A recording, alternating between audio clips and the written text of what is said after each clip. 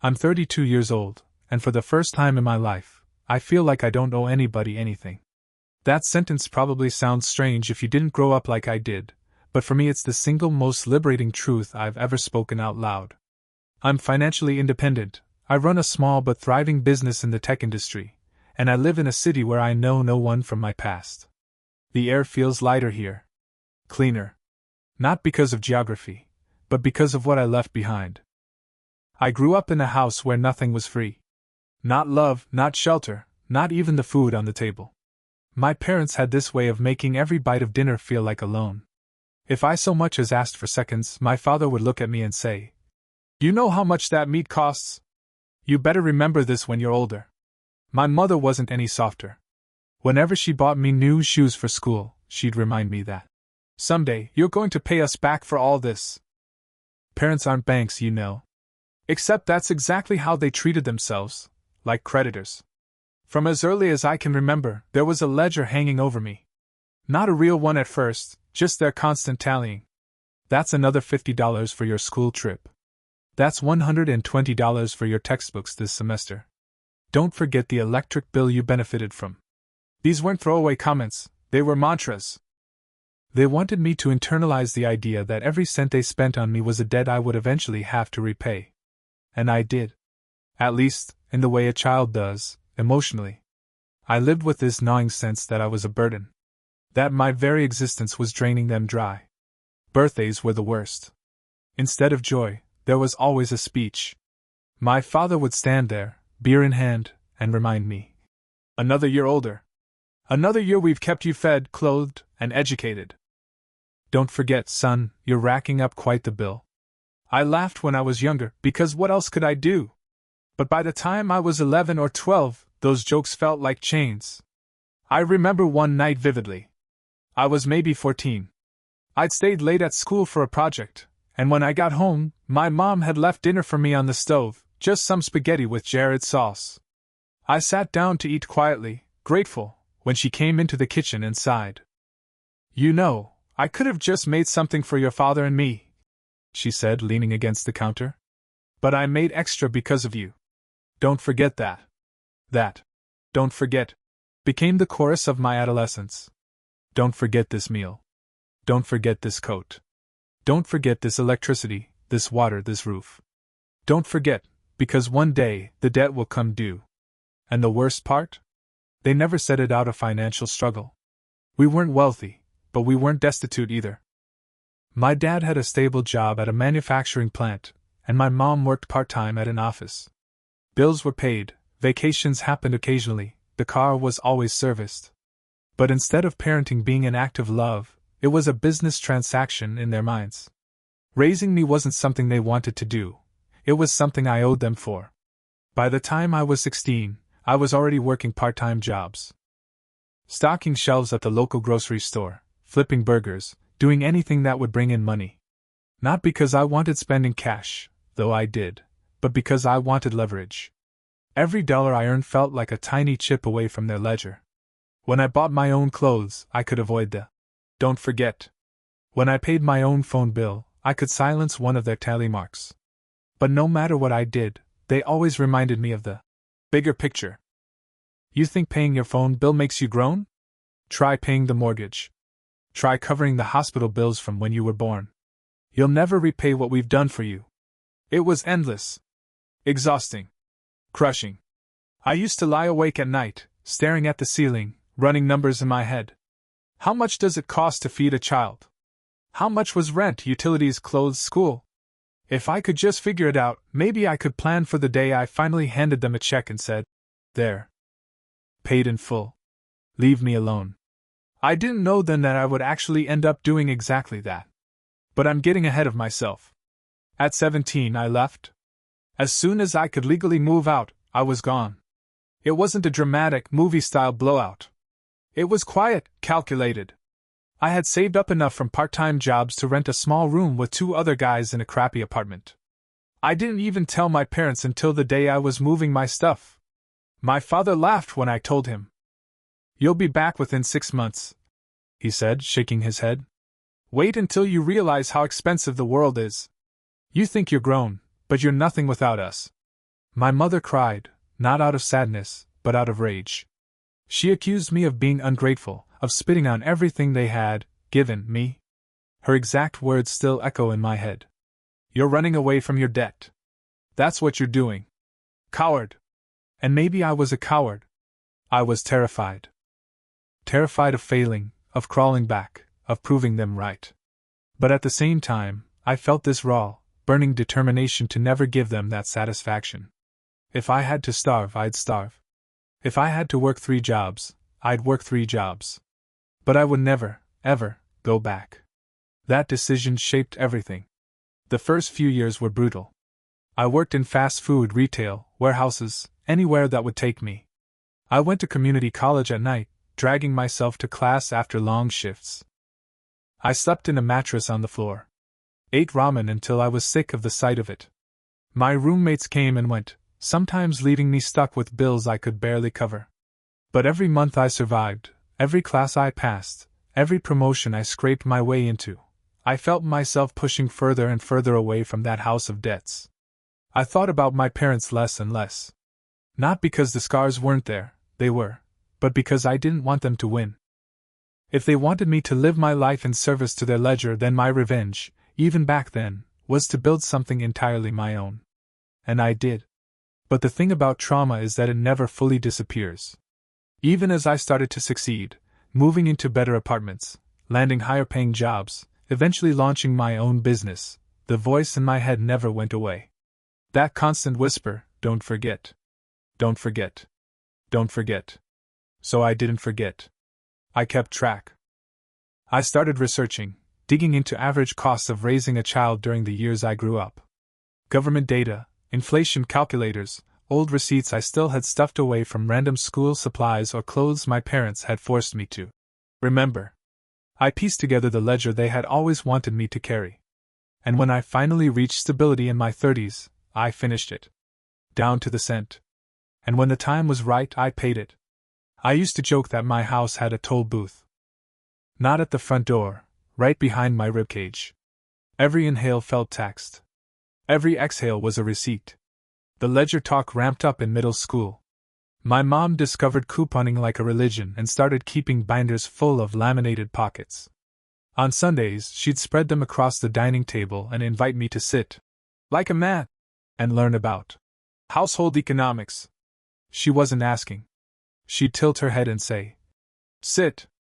Then she'd point at a line in her notebook labeled, "Kid," and read out loud, "Food, $240 this month. Clothes, $48. Because of the clearance sale, you're welcome. Utilities, let's say $60 for your share. Extracurriculars? That stupid soccer you quit after 2 practices, $75. You remember, right? Don't forget." My father would chime in without looking up from the TV. "Round up. You always round up, or you'll be short when it matters." We didn't have fights, we had audits. The first time they called it rent. I was 15 and had just picked up a part-time job at the grocery store. It was exactly 12 hours a week, paid in crumpled bills and sore hands. I came home proud of the schedule I'd taped to my wall. My dad tore it down with a flick of his wrist. "So now that you earn, you contribute," he said. "Let's be reasonable. 50 a week." I blinked. "I only work 12 hours. "Then work more," he snapped. "You've been mooching for 15 years. My mom softened her voice like she was offering me a favor. "We'll discount it if you help with the car insurance. You know, we were paying that so you could practice driving. That's an expense we didn't have until you existed." That word, existed, hit like a slap every time. Not loved. Existed. As if I'd walked in off the street and demanded utilities. When I tried to push back, my dad rolled out a thin manila folder, grimy with age. He called it proof. Inside were receipts, hospital copays, pediatric visits, allergy meds from when I was a toddler. He slid one across the table. The paper had yellowed at the edges. "See this? 20 years from now, you'll remember how much it cost to keep you breathing when you decided to have asthma." I didn't decide to. "Don't be clever," he said. "Cleverness doesn't pay bills." The emotional calculus was constant. If I said yes to anything they wanted, mowing the lawn, staying home to watch a delivery window, running to the pharmacy, I got a brief reprieve from the ledger talk, like a loyalty discount. If I asked for anything for myself, time out with friends, a pair of shoes not picked from the coupon bin, the ledger came down like a gavel. Christmas pulled double duty as a reminder. My mom would hand me gifts with the tags peeled off but the prices still written lightly in pencil on the wrapping paper corner. So you know, she'd say, tilting her smile like a knife. This isn't free. It's an advance. My 16th birthday was a lecture in a paper hat. Dad grilled burgers while he told the neighbors how expensive teenagers are, shaking a spatula at me like I was a math problem that wouldn't balance. Big year for him, he said loudly. He's almost done with freeloading. Everyone laughed. I laughed too, because that's what you do when your humiliation is a party trick. If you're wondering, no, we weren't on the brink of eviction. The lights stayed on. The fridge didn't go empty. It just felt like it was all happening under a camera, and the tape would be played back to me with itemized commentary. I learned to anticipate the price of everything I touched. I'd pour milk and mentally divide the gallon by days and cups and the cost printed on the shelf tag. I'd sit in the shower, counting seconds because hot water isn't cheap. I'd turn the thermostat down before bed, not for the planet, but because the click of the furnace sounded like a cash register ringing up my presence. The job at the grocery store was my oxygen. It wasn't glamorous. It was stocking dog food at 5 a.m. and dragging my feet through first period smelling like bleach. It was the manager, Mr. Warren, who had forearms like ropes and asked me once why I looked so tired. Homework, I lied. He nodded. That's a fair debt. The word made me flinch. He noticed, but he didn't push. He just showed me how to lift with my legs and said, "Don't let anyone price your bones."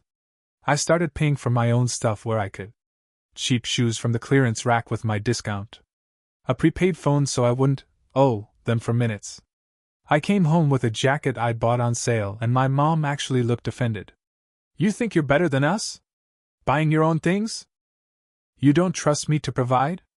I stared at her, confused. "You've been telling me to pay you back. And now you're making a show of it." She snapped. "You're ungrateful on a budget." This was the trick. No matter which way I moved, I was walking into a net. If I leaned on them, I was a burden. If I took pressure off, I was disrespecting their sacrifice. My debt wasn't meant to be repaid. It was meant to be permanent. I tried talking to a guidance counselor once. I sat in the gray chair with my hands pulverizing a stress ball into a smooth pebble and said, "I think my parents keep a running tally of my life and it's a lot." She gave me the practiced face. "Teenage years can be difficult," she said.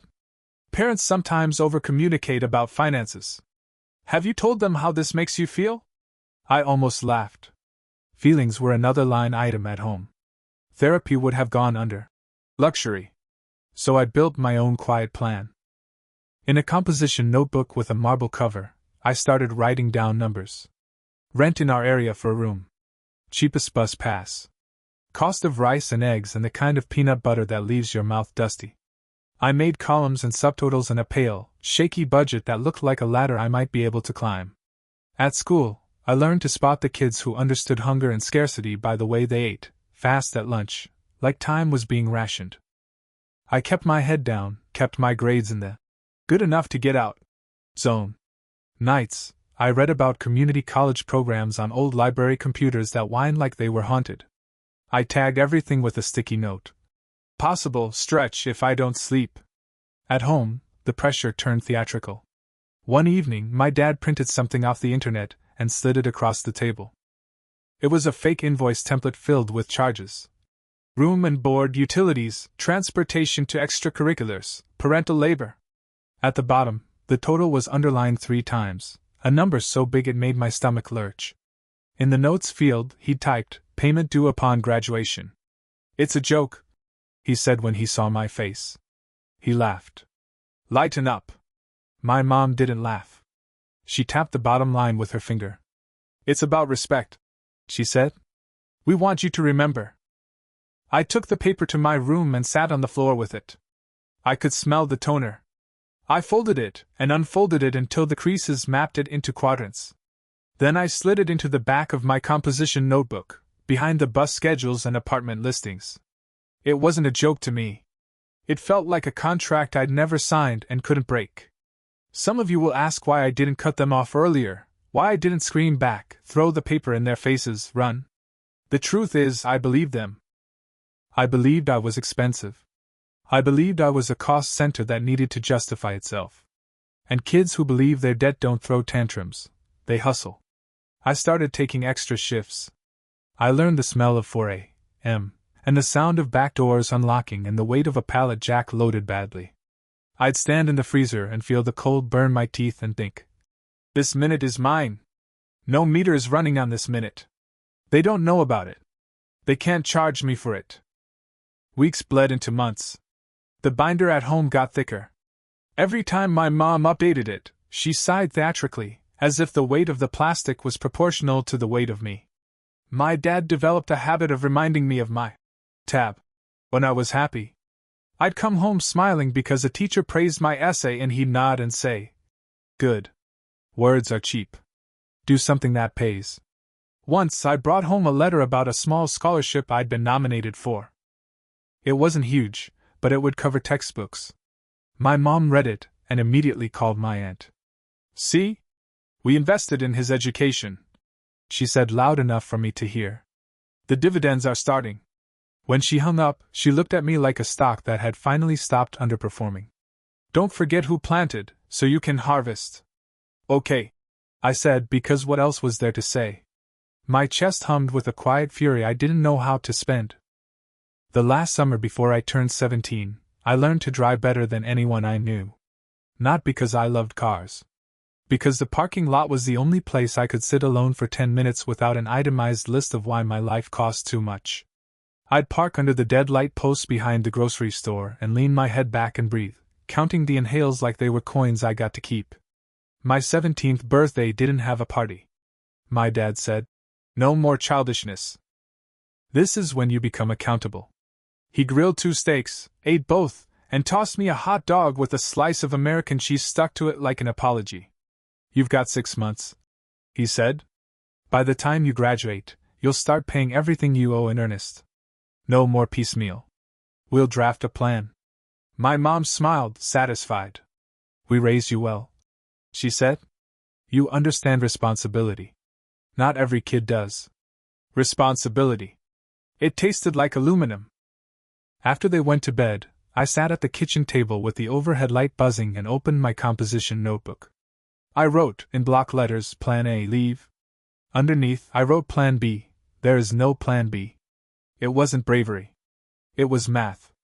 I could see the trajectory if I stayed, monthly invoices in my email, loans, taken out in their names. For my benefit. And a life trending toward permanent liability. I tore the fake invoice out of the back pocket and laid it on the table. I took a pen and wrote across it, not big, not dramatic, just precise, noted. This wasn't the moment I left. That would come, quiet and decisive, like a chair pushed back from a table. But it was the moment the ledger flipped. If they were going to quantify my existence, I would learn to calculate too.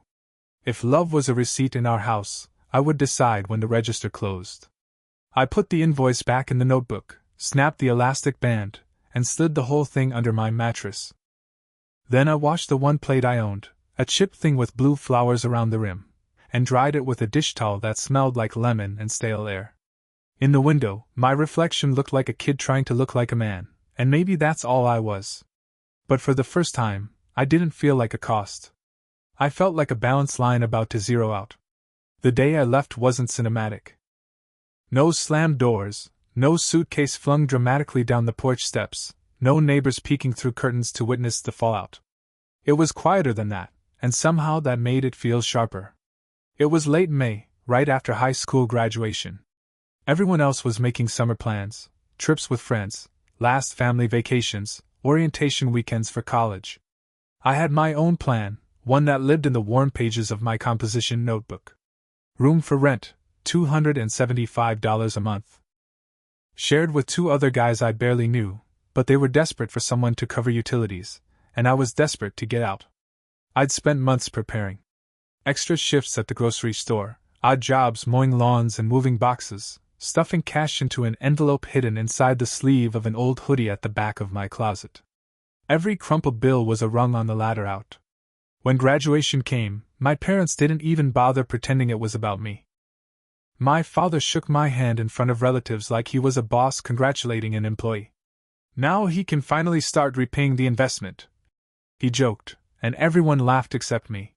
My mother hugged me stiffly and whispered, "You'll see soon enough how expensive the world is. Don't come crying to us." I didn't cry. I smiled for photos, tossed my cap in the air, and walked across that stage already knowing I wasn't staying another week. 2 days later I packed. Not much: clothes, a couple of notebooks, a thrift store laptop that wheezed like it was dying, and the paper invoice my dad had printed for me.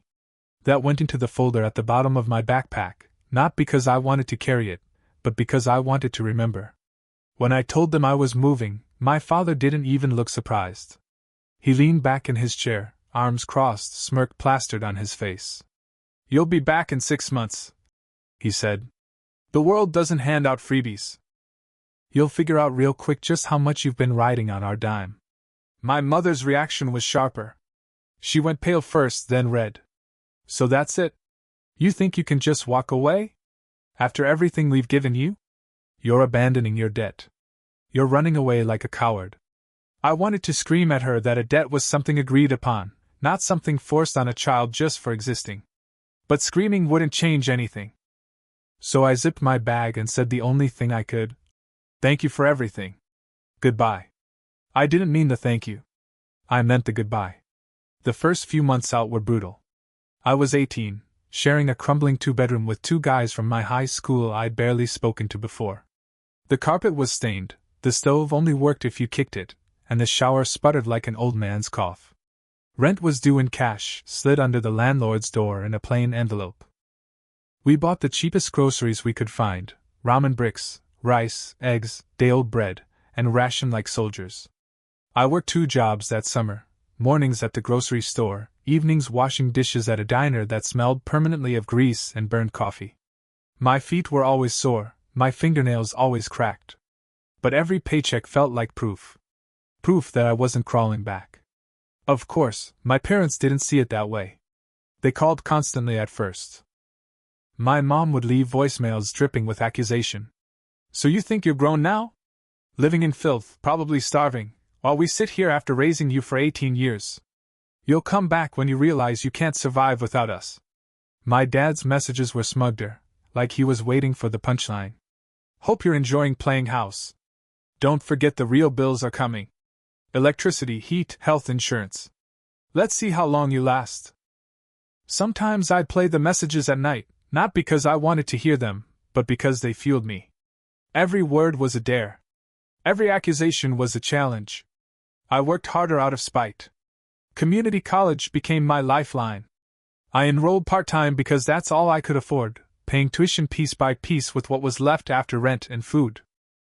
Classes were in the evenings, after my shifts, and I dragged myself into those plastic chairs smelling like fryer oil, eyelids heavy, notebook open. It was exhausting, but it was mine.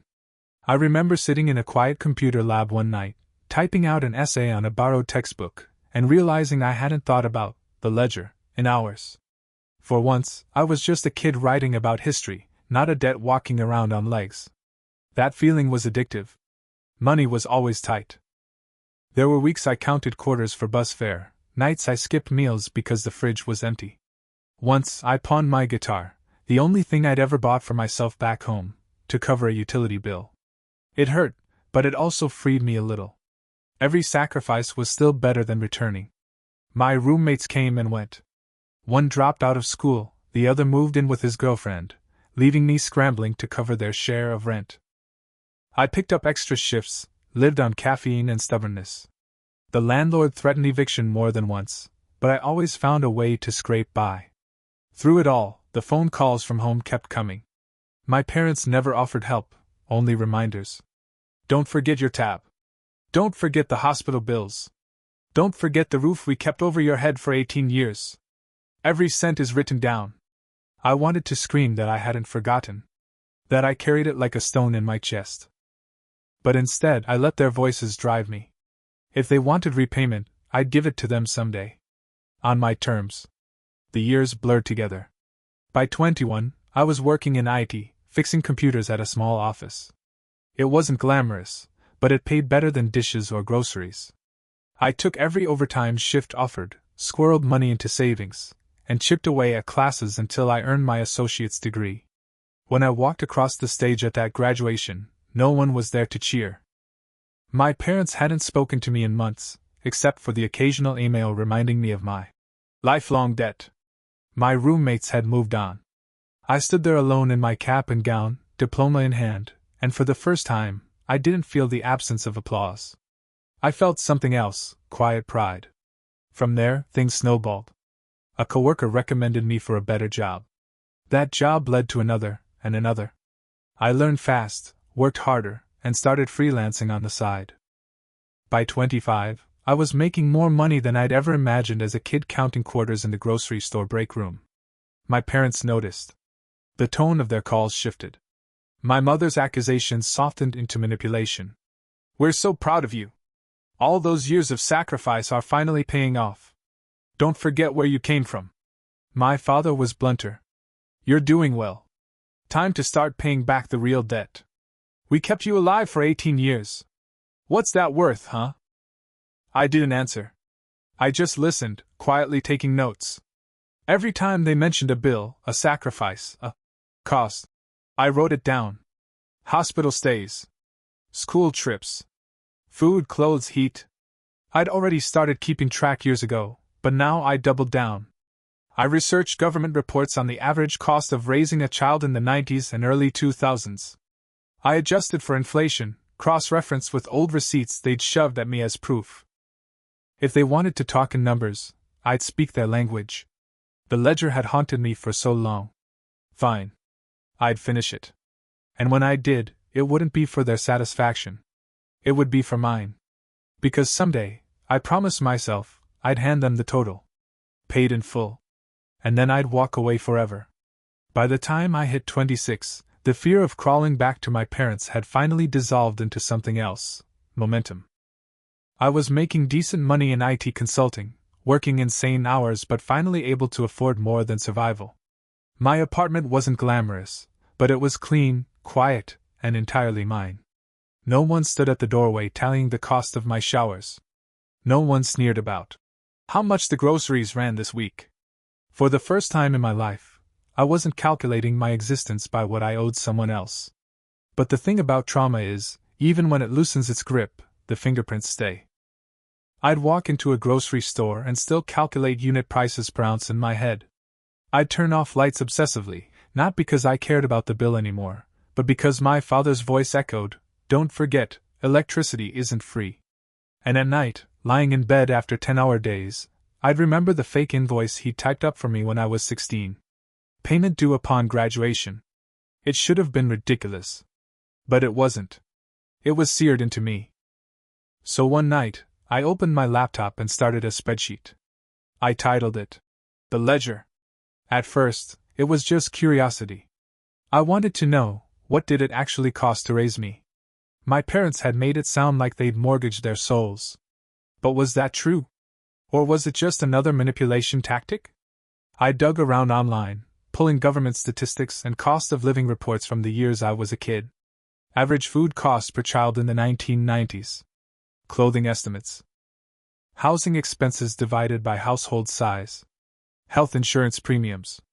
I cross-referenced numbers obsessively, breaking them into categories: food, clothing, housing, education, miscellaneous. Then I added a column labeled Receipts. Because my parents, in their obsession, had actually saved some. Tattered folders stuffed with invoices for school trips, doctor's visits, even a bill from when I broke my wrist at 10. I had taken them with me the night I left, maybe out of spite, maybe because I wanted proof of how absurd it was. Piece by piece, I built their ledger. It wasn't glamorous work. Some nights I spent hours adjusting for inflation, arguing with myself about whether to count soccer cleats I only wore twice, whether to prorate rent by 3 since there were 3 of us in the house. I felt like an accountant auditing a company I'd never agreed to work for. But when the numbers started adding up, I realized something shocking. It wasn't infinite. My parents had acted like they'd sacrificed millions, like raising me had drained them dry. But the actual totals? Manageable. Significant, yes, but not the endless debt they'd made it out to be. They had twisted the concept of parenting into a mortgage, but in reality, the balance due was finite. And that realization lit a fire under me. If the debt had an end, I could pay it. I could slam the ledger shut. Meanwhile, my career was taking off. By 28, I had started freelancing full-time, building custom software for small businesses. Word spread, and soon I had more clients than I could handle. I worked from sunup to midnight some days, but the money piled up faster than I'd ever dreamed. I moved into a bigger apartment. Bought decent furniture instead of curbside pickups. For the first time, I took a vacation that didn't involve sleeping on someone's couch. My parents, of course, caught wind. We hadn't spoken much, but when people in my old hometown started mentioning how well he's doing, the calls picked up again.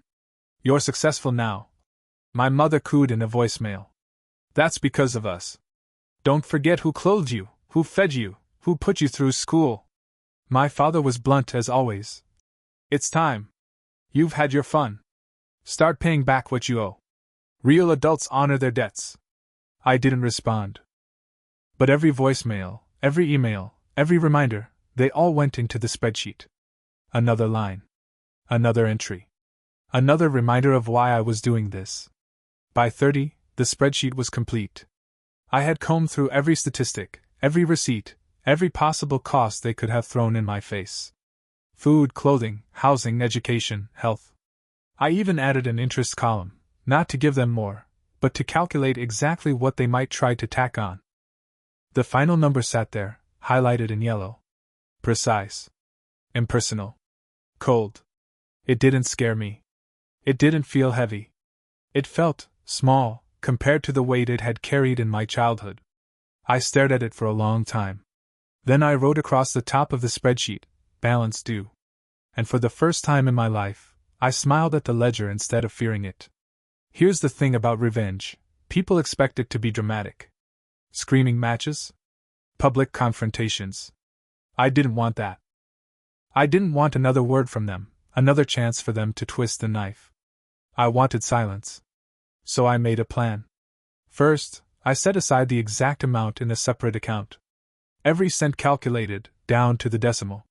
Then I drafted a single message, plain and simple. Debt repaid. That was all. No explanations, no apologies, no grand speeches. Just a closure they would understand in the only language they'd ever spoken to me, money. Then, on my 32nd birthday, I wired the funds to their joint account. I attached the message as the transfer note. And when the confirmation came through, I blocked their numbers. Blocked their emails. Locked down every social media account. The ledger was closed. That night, I sat alone in my apartment with a glass of whiskey and no music playing. Just silence. I thought I'd feel guilt. Some part of me expected it. But I didn't. I felt lighter. Like I'd finally exhaled a breath I'd been holding since childhood. Because here's the truth, parenting is not a loan. It's not a transaction. And love doesn't come with a receipt. They had tried to convince me otherwise my entire life. And maybe they had succeeded for a while. But the moment that transfer cleared, I knew they would never have that power over me again. They wanted repayment. I gave it to them.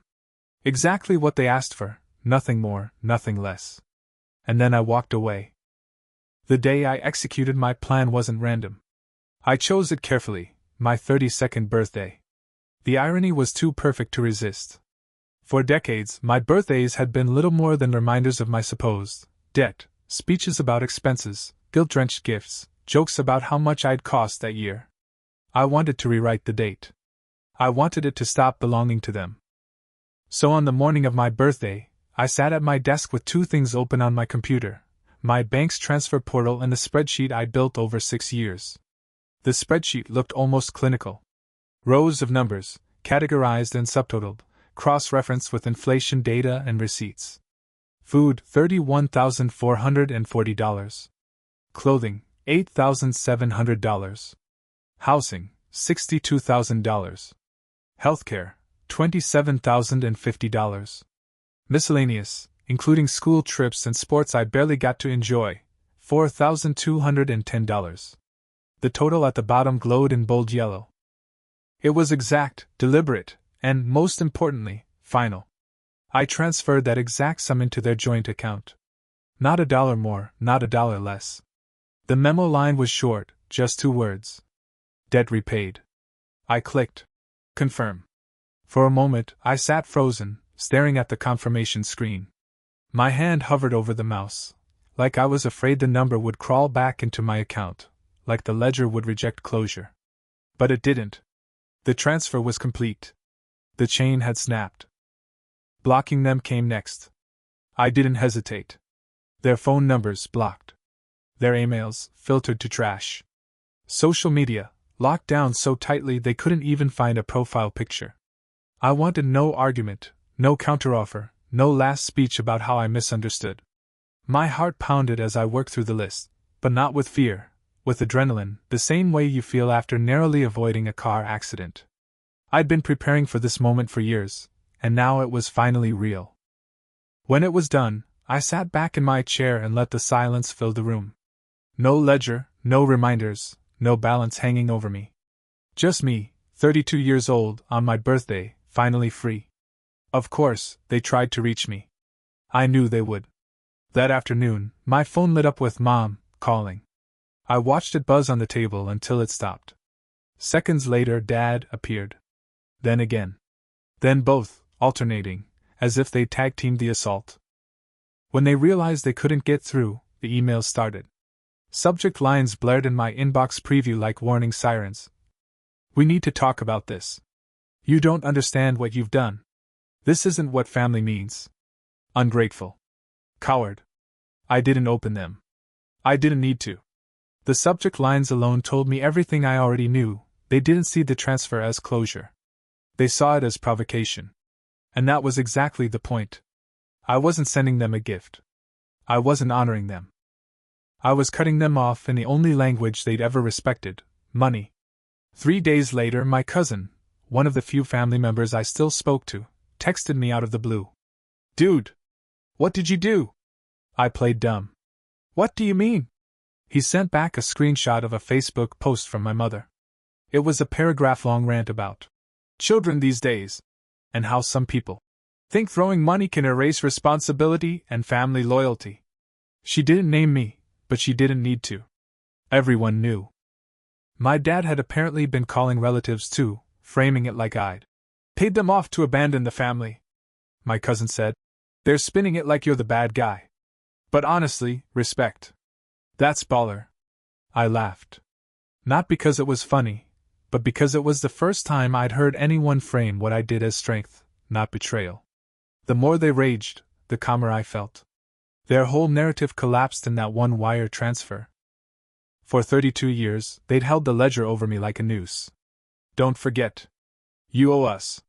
Someday you'll pay. Well, I did. And it wasn't what they wanted. They wanted indefinite control. They wanted me tangled in their guilt for life, always paying in emotional currency.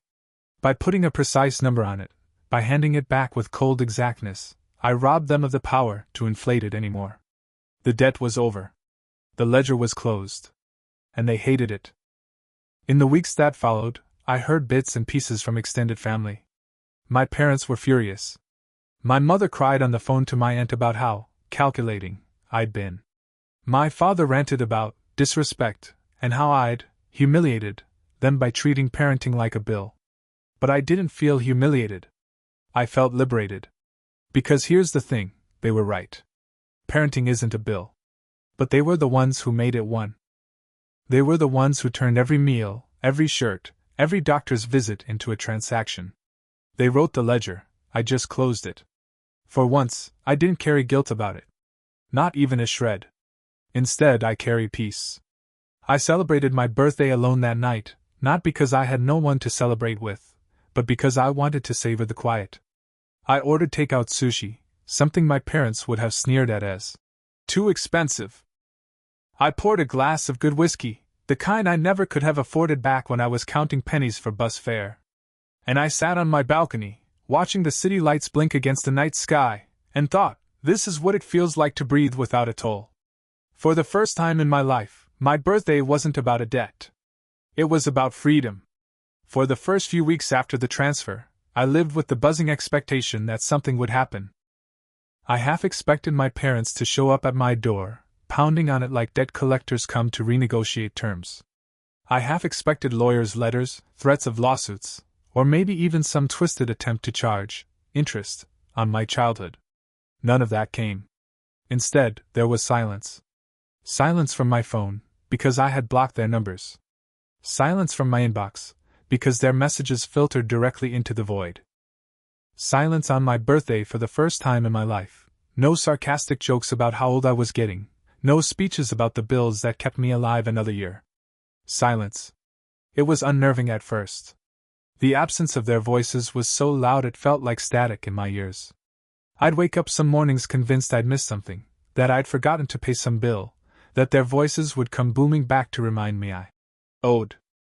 My hand would twitch toward my phone like muscle memory, ready to scroll through angry voicemails that weren't there. But gradually, the static faded. The silence stopped feeling empty. It started feeling clean. Family tried to fill the gap. Aunts, cousins, people I hadn't spoken to in years started reaching out. Just to check in.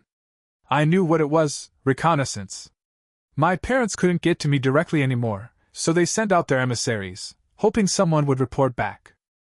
I played it cool. I never denied what I did, but I never gave details either. When my aunt asked, "Why would you do something like that to your parents?" I simply said, "They always said I owed them. Now I don't." She pursed her lips, searching for a response, but there wasn't one. Not a clean one. Because whether she wanted to admit it or not, she'd heard them say the same things growing up. She knew. A few cousins sent quiet texts of approval. "Honestly, good for you. They treated you like crap, man. Wish I had the balls to do something like that." One even admitted that my parents had been boasting for years about the bill they'd collect from me someday. Hearing that out loud from someone else made my blood run cold and hot at the same time. Cold with confirmation of how transactional I'd always been to them. Hot with rage that they bragged about it like a punchline. But also, it hardened my calm. Because now there was no doubt. No. Maybe I imagined it. No. Maybe I exaggerated. It was real. Documented in other people's memories. And now it was over. The strangest adjustment wasn't financial, it was emotional. I'd spent so long living under their "don't forget" mantra that my brain still acted like it owed someone something. I'd walk into a store and catch myself whispering numbers under my breath, as if I'd be quizzed later. I'd linger at light switches, debating whether the few cents of electricity would earn me a scolding. I'd pour cereal and then stop, guilt stabbing at me as if I needed to justify the cost of milk to someone. But there was no one. I was free to waste 10 cents of electricity if I wanted. Free to leave the fridge open for 30 seconds longer than necessary. Free to buy steak instead of the cheapest pack of hot dogs. Nobody was keeping tally except me, and I didn't have to anymore. That took longer to unlearn than I expected. Therapy helped. I'd avoided it for years because it felt like a luxury, something my parents would have called an unnecessary expense. But now, with no one else's voice in my head, I decided I deserved it. My therapist was the first person I ever told the full story to out loud. Not the Reddit version. Not the polite summary I gave to relatives. The whole thing, the binder of coupons, the fake invoice, the birthdays turned into lectures, the constant drumbeat of "don't forget, don't forget, don't forget." When I finished, she leaned back in her chair and said softly, "That wasn't parenting. That was extortion." The word hit me like a jolt. Extortion. Yes. That's what it had been all along. They hadn't raised me, they'd held me hostage in a system where love was a loan and survival was collateral. Naming it didn't make it hurt less, but it made it clearer. And clarity is its own kind of freedom. Work became easier once the weight lifted. I'd always been good at what I did, but I carried tension like armor, waiting for the inevitable reminder that nothing I built was really mine. With the ledger closed, I moved differently. Meetings felt lighter. My creativity surged. I said yes to projects I would have hesitated over before. Success followed quickly. Clients referred me more often. My business doubled in size over the next year. I hired 2 employees. I bought a condo, small but beautiful, with sunlight pouring in through big windows and a balcony where I could drink my coffee in peace. Every morning, I'd stand out there barefoot, mug in hand, watching the city wake up. I'd whisper to myself, "This is mine. Nobody else gets to claim it." I knew my parents hated the silence. That was part of the revenge. They thrived on being the constant background noise of my life, the inescapable tax collectors of my existence. Now, their calls dropped into a void. Their emails bounced back unopened. Their little stories at family gatherings no longer reached my ears. They were irrelevant. The cousin who had texted me earlier sent another update months later. "Your dad tried to guilt-trip everyone at Thanksgiving. Said you disrespected them by paying them off and cutting them out. People were uncomfortable." He wouldn't shut up about it. I asked what he said. He kept repeating that you owe more than money and that you'll regret it when they're gone. He looked pissed no one backed him up. Grandma changed the subject. I imagined the scene, the room full of relatives shifting uncomfortably as my dad tried to resurrect the ledger, only to realize the audience wasn't playing along. For once, he didn't have me there to absorb it. He had no debtor, no target. Just empty air.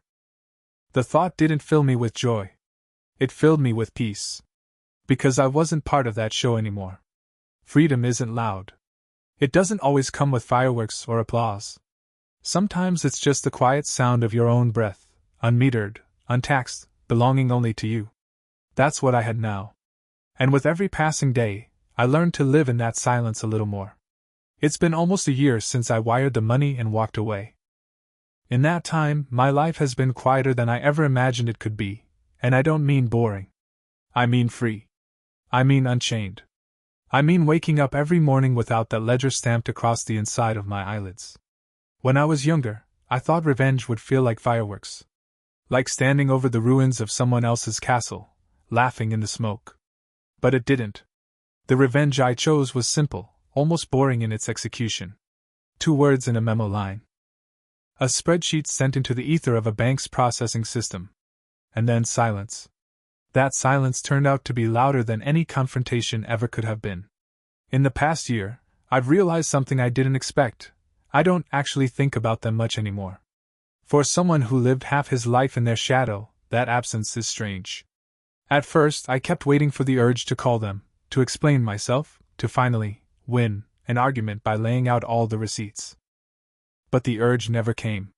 When you've carried a chain for that long, sometimes the greatest relief is realizing you don't have to rattle it anymore.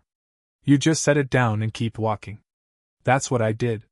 Sometimes people ask me if I feel guilty. Cutting off your parents is something society whispers about like a taboo, like you've broken a sacred law. But they gave you life, people say. Or, don't you think you'll regret it when they're gone? Here's my answer: giving me life wasn't a favor. It wasn't a loan. They chose to have me. And instead of raising me with love, they raised me with invoices. Every day of my childhood was framed as a debt I was accruing simply by existing. So no, I don't feel guilty for stepping out of that system. I didn't kill my parents. I didn't curse their names. I simply paid the bill they claimed existed, and then I closed the account. That's not regret. That's closure. One of the biggest revelations in therapy was this: love doesn't itemize. Real love doesn't keep receipts. If someone tells you every hug, every meal, every roof over your head is a loan to be repaid later, that isn't love. That's accounting. And I refuse to live my life as a line item in someone else's spreadsheet. What I've learned is that family isn't defined by blood. Family is defined by generosity without calculation, by giving without demanding repayment, by showing up because you want to, not because you're expecting dividends. These days, my family is my friends. The people who sit with me on my balcony at sunset, sharing cheap wine or expensive whiskey without ever once saying, "Don't forget this bottle." The people who've seen me exhausted at 2 a.m. and still said, "You're doing great, man," with no strings attached. That's family. And in some ways, I've even started to become my own family. I buy myself a decent dinner, not because I need to justify it, but because I want to nourish myself. I let the light stay on while I read a book, not because I'm rebelling, but because I enjoy the glow. Small things, maybe? But every one of them feels like proof that I belong to myself now. Do I ever wonder what my parents think? Sometimes. I wonder if they still rage about the transfer at family gatherings, if they tell people I abandoned them, if they sit in their kitchen late at night fuming over the fact that I dared to put a number on their sacrifice. But I don't actually care. Their opinion doesn't govern me anymore. That's the point. If they wanted me to see them as loving parents, they could have acted like loving parents. They chose to act like creditors. And creditors don't get to complain when the debt is settled and the account is closed. On my 33rd birthday this year, I did something new. I threw a party. Nothing extravagant, just a few friends, some food, laughter spilling out into the hallway of my condo building. At midnight, someone toasted to me. To another year, they said. And for the first time in my life, I didn't brace myself for a lecture about expenses. I didn't wait for someone to remind me how much the year had cost. Instead, I just smiled. That was when I realized the real revenge wasn't the transfer. The real revenge was living a life where their voices no longer echoed. A life defined not by don't forget but by move forward. Sometimes late at night, I think back to that fake invoice my dad printed when I was 16. Payment due upon graduation. At the time, it felt like a curse, like an omen stamped on my forehead. I carried that paper around for years, folded and unfolded until the creases nearly tore through. Now, I don't even need to look at it. Because I know exactly how the story ended. Payment made. Account closed. Freedom earned. And if there's a lesson buried in all of this, it's not about money at all. It's about value. I don't owe anyone for existing. I never did. And neither do you. Love is not a transaction. Parenting is not a loan. Existence is not a debt. It took me 32 years, a spreadsheet, and a wire transfer to finally believe that. But now that I do, I'll never forget it. Not because it's another tally in a ledger, but because it's freedom.